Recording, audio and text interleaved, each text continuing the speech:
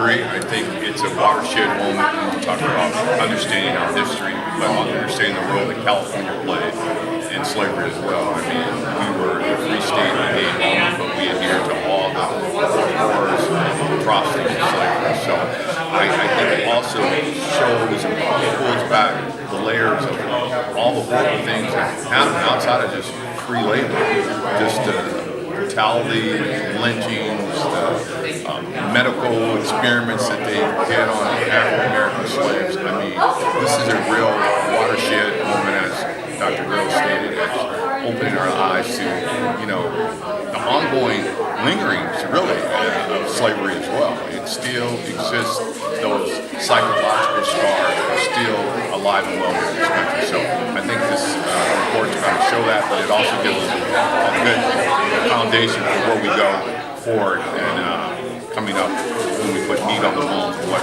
reparations really look like. Absolutely. And on that note, I understand just from watching the hearings, your report, this is a systemic failure, obviously, by this country and the state. And I'm wondering if there's any one glaring issue that must be reckoned with as you come up with reparations and recommendations that will be forward to this law.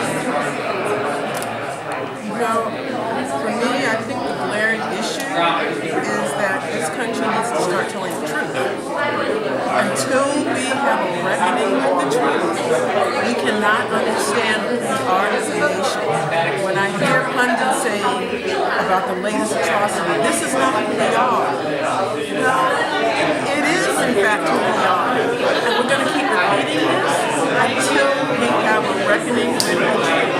Once we do that, then we can look at all of the many manifestations of racism and hatred in this country, violence in this country.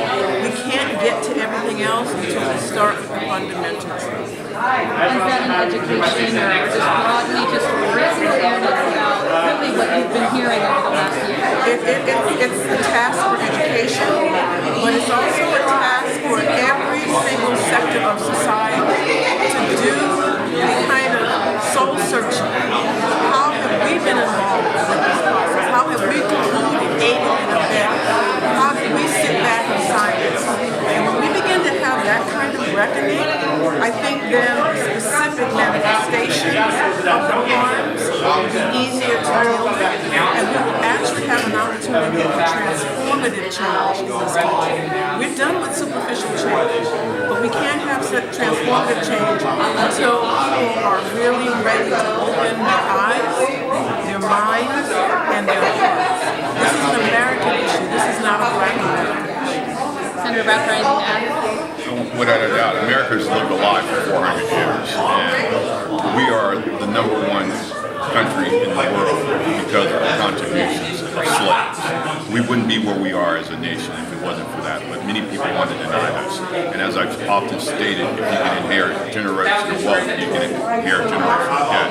America owes a debt to the African Americans because we're here today as a nation because of the free labor of African Americans who were snatched from their homeland, stripped of their culture, stripped of their language to come here and work and build this nation. And we need to tell the truth. The foundation and the bedrock of America is rooted in racism. It's rooted in slavery. And they say that's not who we are. Look at the Constitution. It clearly speaks of who we were. We were not even considered 3/5 of a human being. And Native Americans were looked at as savages. So we need to quit the whitewash and tell the truth. And we have whitewashed American history for far too long, making it think that we're really the land of opportunity and colorblind, and that's the farthest thing from the truth. America's probably the most racist country in the world, but we do a good job at hiding it.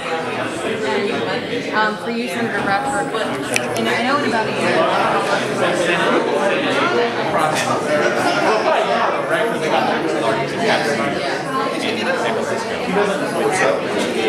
I will.